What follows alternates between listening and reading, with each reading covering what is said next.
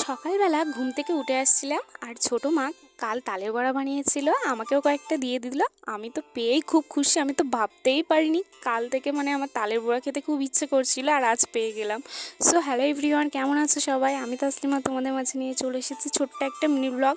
তালের বড়া খেয়ে আমি আর আব্বু বসেছিলাম, আব্বু ফোন দেখছেন, আমি বসেছিলাম বাইরে, যেহেতু একটু একটু করে বৃষ্টি হচ্ছে তাই বসেছিলাম।